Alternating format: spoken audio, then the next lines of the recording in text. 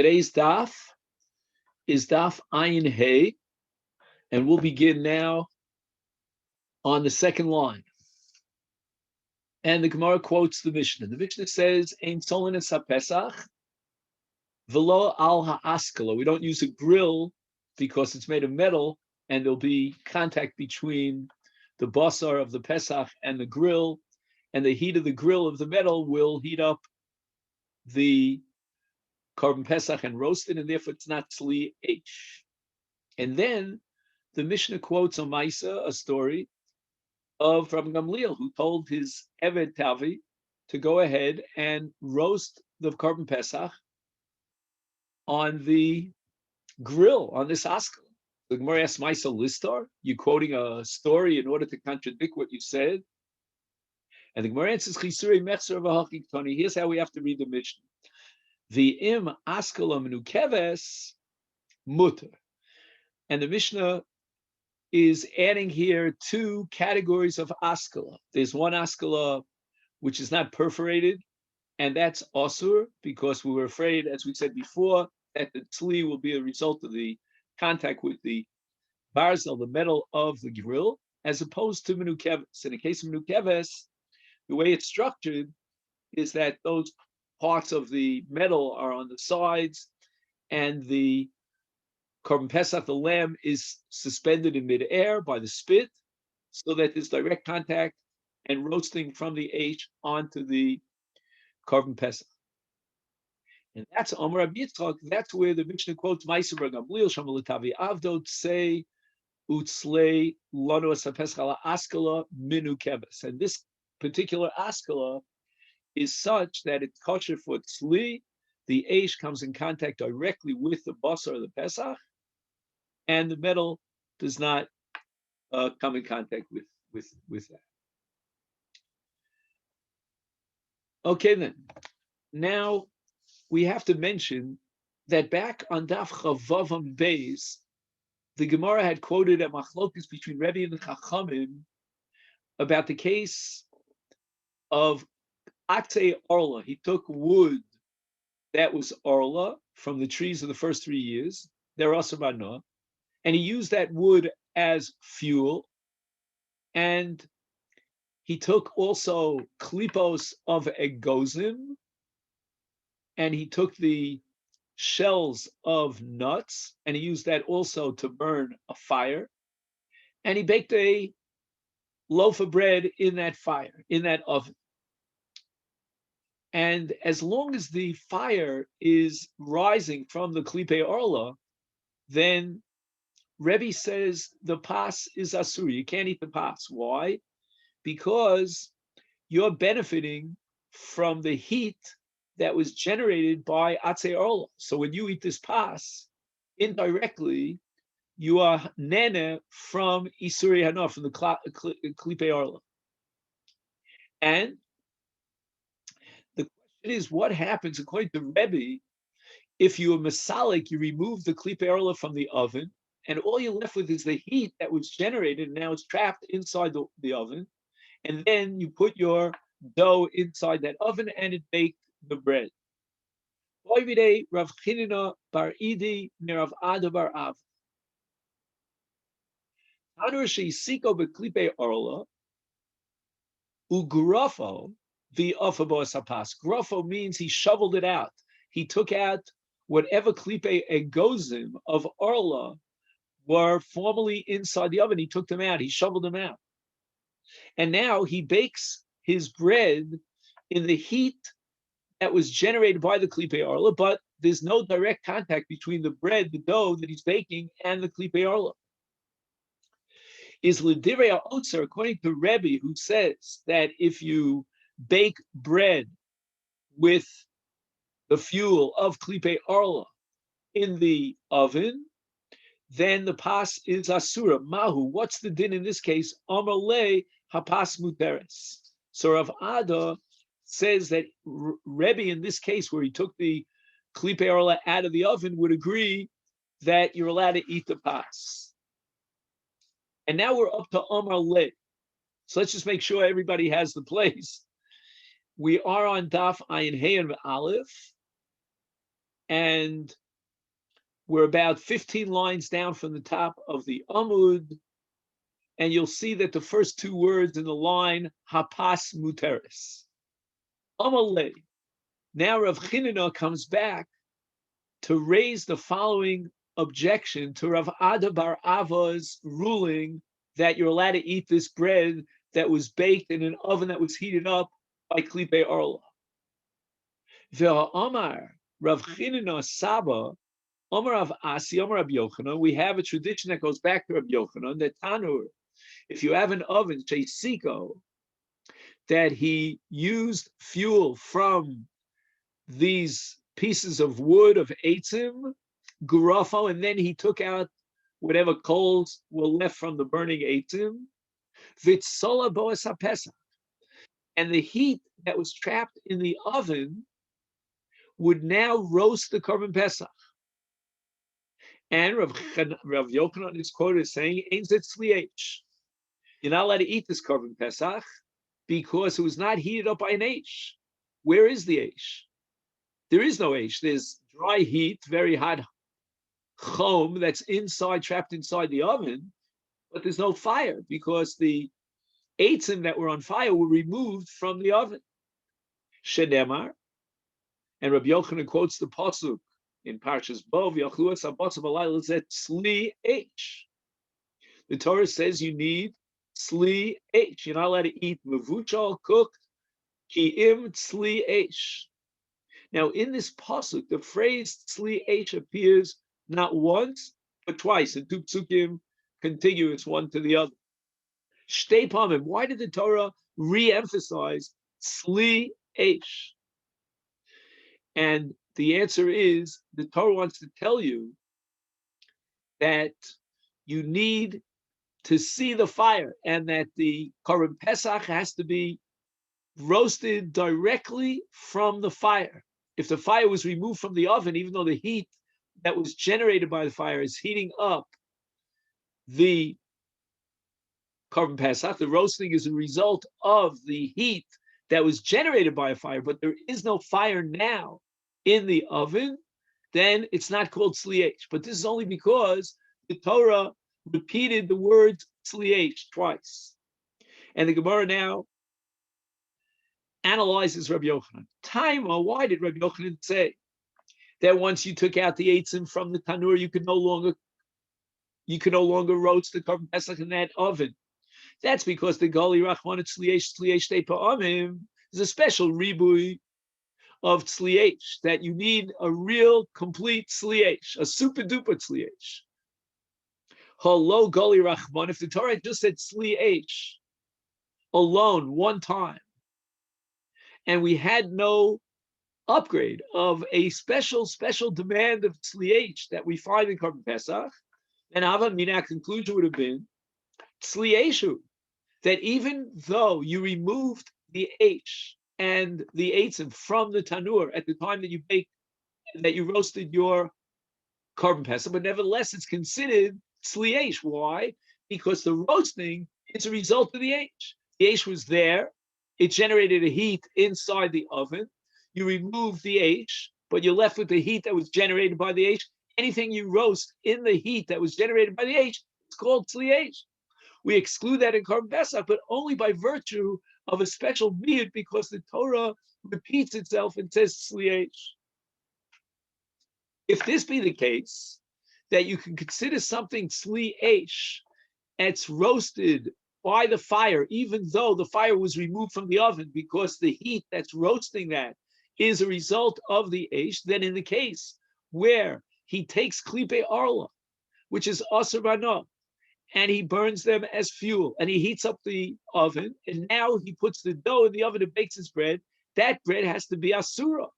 Hapas asura, why? Because it's considered as if it were roasted directly from the klipe arla. And he's getting enough from klipe arla, which is awesome. And even though you'll say, but where are the klipe arla? He removed it. He shoveled it out of the oven. It doesn't matter. As long as the heat that was generated by the Eish of the klipe arla is trapped in the oven, and now it's baking your bread, then it's considered as if you are baking it from the Eish itself. I don't have to see the H. All I have to do is see the chom, the heat that came from the H. So how then, Rabbi Ado Barava, could you paskin at the Pasmu Teres? And the Gemara answers, Amar Le, Rav Hadna responds, Goli lachmana hasam yalfinamine. This is what we call a binyan. When the Torah repeats Sli H, it's defining what is Sli H. And when the Torah, therefore, disqualifies a Korban Pesach that was roasted in an oven without H, but with the heat of the H, the Torah, by adding the extra Sli H, is teaching me something that we can extrapolate a principle and apply it universally in the Torah world, and that is that Sli H is only Sli H if the fire is there. And if there's no direct connection between that which is being roasted and the fire, it's not called Sli H. So once you took the H out of the tanur, you can use the heat, gezuta heat, it's not considered Sli H, which is good news in the case of Klipe Arla. It's bad news in the case of a Korban Pesach. In Klipe Arla, we're going to say that as a result of the fact that the heat is right. So yeah, what I meant to say, I'm not sure what I said, if I got it right or not. Anyway, the Gemara is saying that it's good news in Arla. Why? Because you're not considered getting benefit from the Arla once you remove the H from the Tanur. And that's derived from Korban Pesach. It's bad news in Korban Pesach because it means once you remove the H from the Tanur and you roast the Korban Pesach in the heat of the H, that's no longer considered Sli H. And therefore you're not Yotzei the mitzvah, and it's Kodshim Psulim. You're not allowed to eat it. Ibais Aima, the Gemara offers another answer to this objection to Rabbi Yochanan. Hasam, in the case of Korban Pesach, Taima, the reason why you cannot roast the Korban Pesach in the oven, that is garuf, and you remove the coals from the oven, the kasav rachmana tzliach shtei pa'amim. Olo kasav rachmana, if we didn't have that special mute of tzliach shtei pa'amim, I would have said that even though he removed from the oven whatever Eish and Eitzim that were there originally, he could roast the Pesach in the oven. And the reason I would have said so is not because this is considered as if it was tzli from the Eish, but Havamina, Eish kapid rachmana, afilu grafo, nami tzli Eish. We would have said that when the Torah says tzli Eish, what it means is that you roasted it as a result of the heat of a fire, a heat that was generated by the fire and is now absorbed in the walls of the oven. That's called a chom that was generated by H. And that's enough to be considered, if we only had one time Sli H, that would be considered Sli H. Aval hacha, okay, fine. You want to say that Sli H means that the Sli, the result of the roasting, was related to and generated by the H, even though now there's no H, that has no impact on Arla. Why? Aval hacha, with regard to Yisrei Adna, the Torah doesn't care about having a Sli process that was resulting from the heat of the H, but rather the Torah says these Eitzim are Arla. Are you benefiting from the Eitzim? The Torah wants to say that you are now taking the Eitzim and you're benefiting from them. In what sense are you benefiting from the Eitzim? You're benefiting from the H that was created by the Eitzim, but not from the Eitzim themselves. Unless there are no Klipe Arla in this oven. So how does your act of heating something in the oven, in this case, baking a bread, relate to the Eitzim? The Eitzim are what we call the Chefetz B'Surei Hana. And there's no relationship between the Eitzim and the Hana that you get by baking the bread, because the Eitzim are no longer there. So in no way, no how can you say that you're benefiting from the Eitzim? But in the case of Korban Pesach, if it didn't say Tzli Eish Pamayim, then I would have said, look, Tzli Eish means anything that is Tzli as a result of the Eish. Okay, so it's not that you're benefiting from the Eish. It's not that the Eish is also Ranoah. Now that you would go Reif the Tanur, and therefore it's no longer Yisur Ranoah from the Eish. It means that the Tzli is the result of Eish. And I would have said, therefore, that even in the case of Garaf, the Tzli is a result of the Eish. We learned to the Brisa. Chatocho. It means he took the Korban Pesach and he made incisions in the Korban Pesach, and then the son of Agabi B'cholim, he roasted the meat of the Korban Pesach on coals, Gecholim. His Rebbe Omer Ani, I say, Shazet Tzli Eish, that Gecholim, coals, have the status of Eish. Now, later on, Rabbi said we're going to see that there are two categories of Gecholim. There's Gecholim Omamos and there's Gecholim Lochashos. And right now, we're not sure which category Rebbe is referring to when he's machshir the Korban Pesach as a result of Gecholim. It would seem, at the face of it, that Rebbe is including all categories of Gecholim as Eish, because there's a fire there. It might not be Lochashos, meaning I don't see the fire. It's not rising. It's not, in that sense, it's not active. It's more of what we call Lochashos, meaning dormant, but there is a fire there, and that's also considered Tzli Eish. And the rest of our sugya today is going to be almost a barrage of attacks on Rebbe's principle. Rami le Rav Achtuboy bar Ami le Rav Chizda. And here's the question: Me, Omar Rebbe, is it true that Rebbe says that Gecholim Eish Ninu Gecholim are considered Eish, and if when you roast the Korban Pesach on top of Gecholim, that's considered Tzli Eish? Uraminu. And we have a stira to this. And here we have to learn a little bit about Negoim, Parshas Negoim. This is in Vayikra, Perek Yud Gimel. And we're going to focus on something called Michva, Mem Chaf Vav He. And in this particular context of Negoim, O Basar, the Torah says, Ki yeh ba'oro Michvas Eish. He's got a burn on his flesh.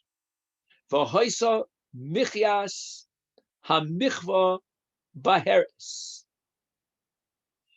In other words, at some point, this burn healed, and it turned into what's called lavan. It now has a white color. So if you have a nega and it appears in a burn, it has its own unique dinim. It's different from a normal nega that appears on the flesh. Here it appears on this burn. And it's nira el hakohen. We show it to the kohen. And ein bo echad misimani tuma. If it doesn't have any simani tuma, which is called seir lavan, amok, mareu meor basar, it has just basar chai, and there's no nega there.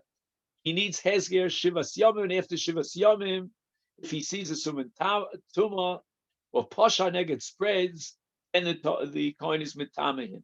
Im lo nira bo siman tuma and lo pasha nega maskira kohen ot shivas yamim.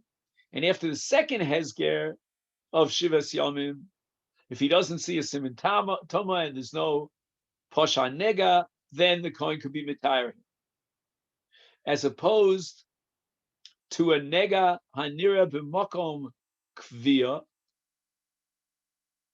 And here the din is in lo nira lo siman tuva lo pasha nega achar hezger richon mitaro akohen v'eno maskiro pam no sefes. So we have a new din of kvia. And in a normal nega, anywhere on the body, you're going to need a hezger twice around, 7 days, and then another set of 7 days. But there's a new halacha in the case of kvia, of a burn, that you only need hezger for 7 days. Now the Gemara is going to analyze what exactly is this burn? What created the burn? So it says the following. This is the Brisa. Michvas Eish. The Torah uses the term Michvas Eish. A burn from a fire.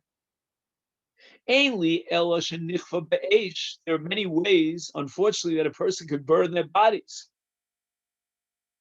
And what other ways, other than through fire, would constitute michvas, with all those special dinim of nega, of michva? Nichva begacheles, o beremetz, o besid roseach, o begifsis roseach, o bechol davar abomina ur. Now, we need a special pasuk to expand the definition of michva and include the following. Number one, he was burned by coal, gacheles, that's what we're going to focus most of our attention, or by ashes that are still red hot, or with burning lime, and another kind of lime is called gifsis. And then it says kol davar abominar, anything that comes through the ash, anything that was heated up by ash, lasuye, to include chamea or. So you have water that was heated up by fire, right? You turn on a fire under the water, now you got to burn nebuch from the hot boiling water. Minayin, how do you know that any of those burns are considered michvas eish with all the separate halachas of negoim of michva? Talmud lomar michva riba. As we saw before in the pasuk, the Torah repeats itself michva twice. So the Gemara asks the obvious question. On the list that we're trying to include on the michvas eish, the first on the list was gacheles. Later on, the Gemara is going to change that. But right now, that's the girsa that we have in the Brisa. So that gacheles was not included under michvas eish, except for the fact that the Torah repeated itself michvas eish. Taima de Rabbi Rachmana michva. Hello, Rabbi Rachmana. In the absence of that special ribui and repetition of the word michva, is then gecholim lav eishninu. We would not equate gecholim with eish, and if he burnt himself on a hot coal, that would not have been considered michvas eish, if not for the extra ribui, michvas eish pamayim. And yet, Rebbe says that it's considered sli eish if you take the korban pesach and you roast it over gecholim, because gecholim equals eish. Amalei, so the Gemara answers, this is Rav Chizda talking to Rav Achtaboy, Acheles shall eitz lo itzrich kral rabuye ki itzrich kral gachel shal mateches. There are two types of coal, so to speak. The classic coal, gacheles, is when you take a piece of wood and you burn it and it becomes a coal. In that case, if he burns himself chas v'shalom with such a gacheles shal eitz, no question about it, I don't need a special ribui. That's considered michvas eish, and if that's how he roasted his korban pesach, it's kosher. It's called sli eish. When the Brisa says I need a special ribui of michva, in order to include gacheles, he's talking about a gacheles of mateches. He took a fire and he heated up a piece of metal. The metal is now still burning hot, and somebody never burnt themselves on that metal. And we don't know that that metal is considered michvas eish, because again, it's not the heat of the fire, but rather what burned him. It's the heat of the mateches, of the metal. And in fact, Rebbe would agree that if you were to roast your korban pesach on a hot, molten hot metal, that would not be sli eish, because it's the eish that heats up the metal, and the metal that roasts the korban pesach. In the case of michva, it's the eish that heated up the metal, and he, by contacting the metal, got burned. That's not considered eish. So the Gemara has the following question. We have a parsha of Sreifas Bas Kon. It's a painful parsha to learn, but we're talking about a Bas Kohen, Zinsa. She was married and she had an extramarital relationship, and she has to be burnt and put to death by Sreif. It's one of the four Mises Bezdin. The Gecholim Shal Matechas Lav Eshu. Are you telling me that the only reason I need an extra michvah is to include a burn that came from a mateches that was heated up by fire? Because that gacheles of mateches would not qualify as gacheles as eish, if not for the special ribui of mikvah. And therefore, if you heat up your carbon pesach on a metal, it's not considered sli eish.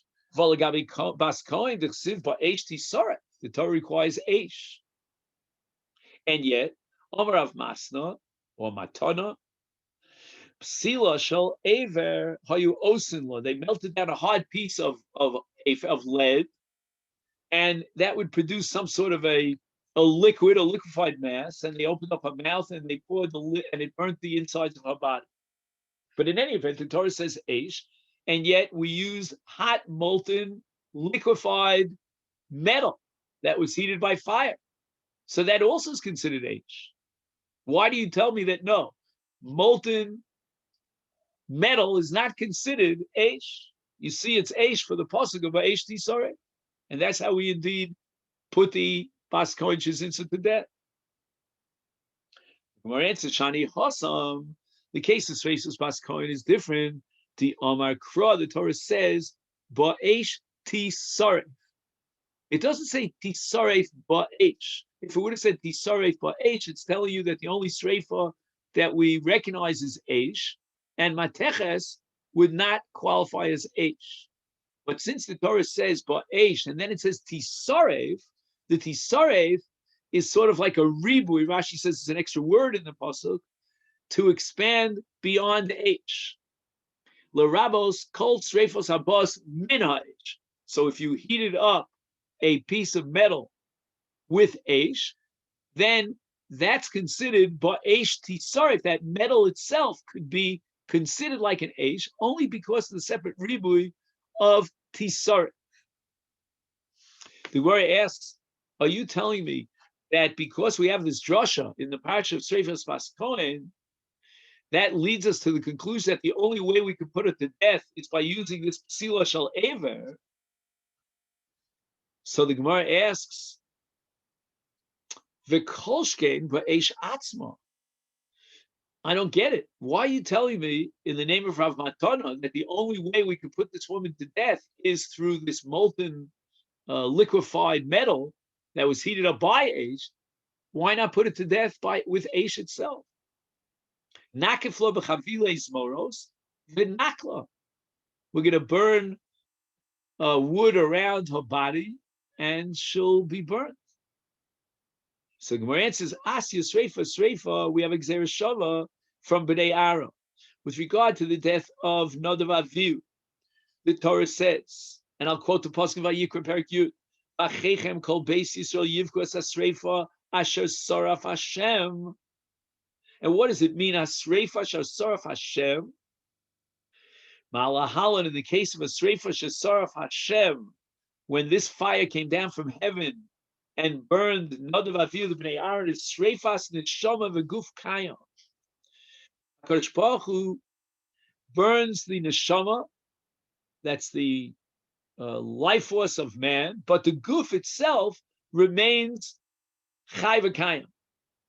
And it went through their nostrils and so forth and so on, and their insides were burnt, but they on the outside were not burnt. Is Afkan, so too, in the parsha of Bas Kohen, where also the Torah uses the word Sreifa, it's again, by virtue of this Gzeira Shava, it's Sreifas Neshama, the Guf Kayam. And the only way we could accomplish that is by melting down a hard piece of lead and producing this liquefied mass that we pour into her insides, and her insides are burnt up. So the Gemara says, V'navidla Chame Ha'ur. Why can't we kill this, put to death this Bas Kohen Shezinsa by heating up water, and this comes through the fire? And even in this case, the Gemara thinks that would be Netilas Neshama, and the Guf is still Kayam. In other words, if you put a fire around her body, the body is going to be consumed. But if, on the other hand, you pour boiling hot water over her body until she expires, then the body is still intact. And where answers Mishum de Rav Nachman, the Omer of Nachman, Omer Krov Yahavta L'Recha Kamocha, Brarlo Misa Yof. In other words, we can't be too cruel when we put someone who has violated a capital crime and is being put to death, we have to choose a death that's called a misa yofa. And this pouring boiling hot water on her body is called a misa minuvelis. It's repulsive. It's the opposite of a broader misa yofa. Now the Gemara asks, wait a minute, you just quoted me a Gzeres Shava to Misas B'nai Aaron. Me'achar de'ika Rav Nachman, Gzeres Shava lovely. Why do I need the Gzeres Shava? To exclude the case where you burn the body, right, when you put the fire around her body. I would exclude that based on Rav Nachman. I don't need Gzeres Shava to equate it to Nadav Avihu. I know that if you burn her body, that's not a very, that's not a misa yafa. That's not a very good way of dying. Amri, so the Gemara answers the following: Elav Gzeres Shava, if not for the Gzeres Shava to Bnei Aaron, which teaches me that you cannot burn her with chaviles moros. Hava, I would have said that sreifas neshama v'guf kayam lav sreifahi. Okay, I would know that burning her at the stake would be a misa minuveles and would, as Rav Nach would say, undermine the principle of v'aftal rechamocha brarlo misa yofa. But how do I know that pouring metal down her mouth, which will destroy her innards but not the outside body, how do I know that's called sreifa? For that, I need Gzeres Shava. Ve'imi shum de Rav Nachman gufe. If we only had Rav Nachman, then nefush lo chaviles moros tuba ki'echi the talmuds be agola. Agola means very quickly.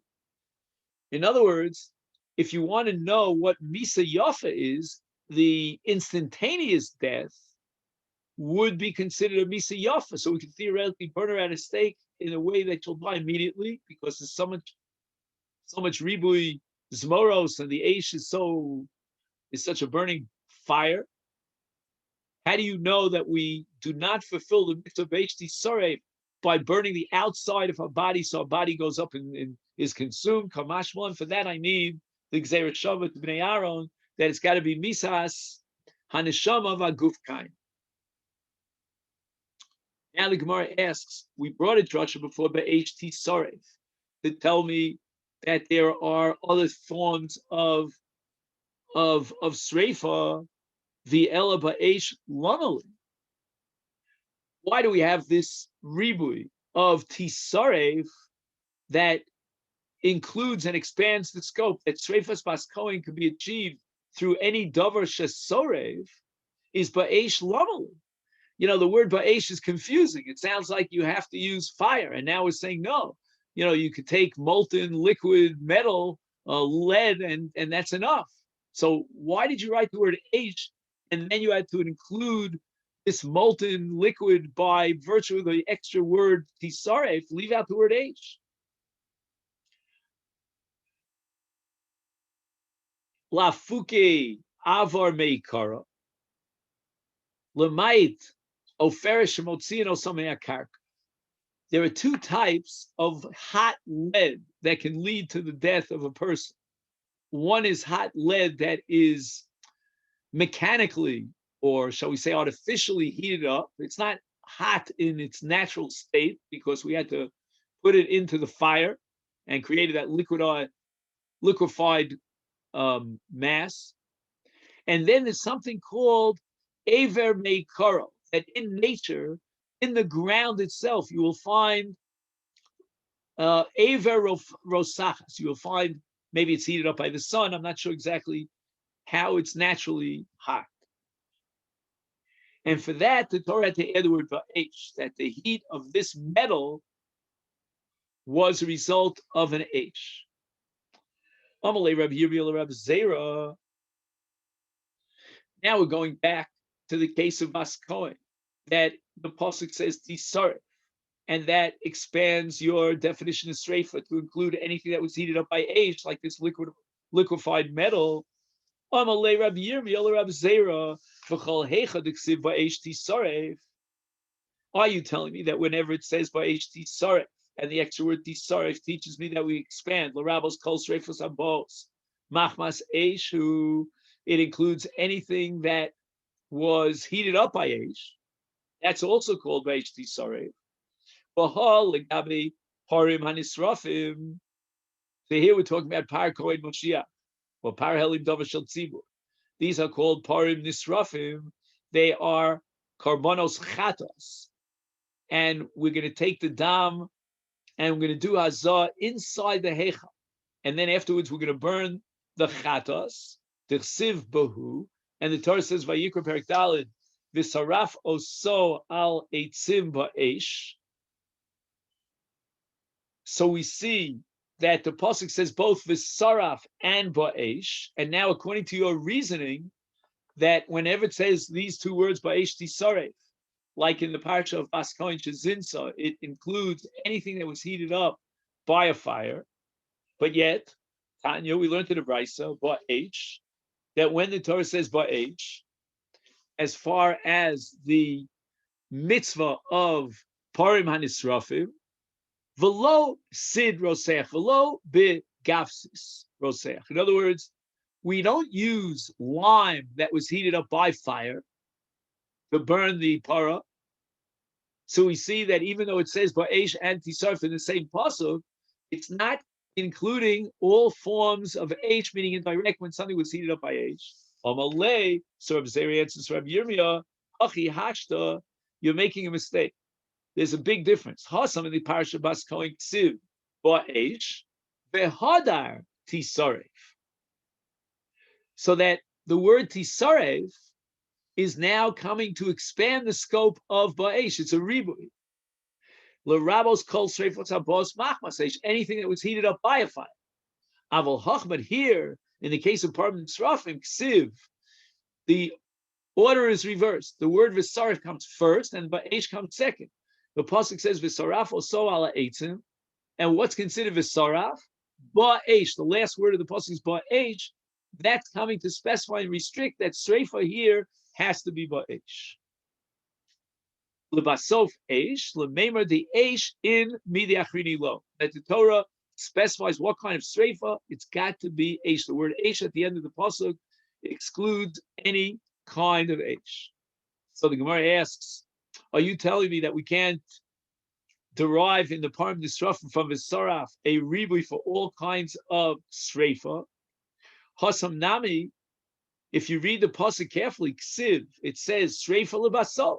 You'll find the word v'sarf a second time after the word ba'esh, the ksiv, and here we'll turn to daf ayin ham and beis, al shefach hadeshen yisaref. At the end of the pasuk, it mentions yisaref.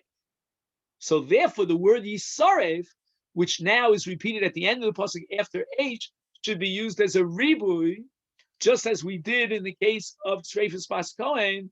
We had ba'esh, and then you had tisaref to expand the scope to anything that was heated up by an age. That's the Gemara's kasha.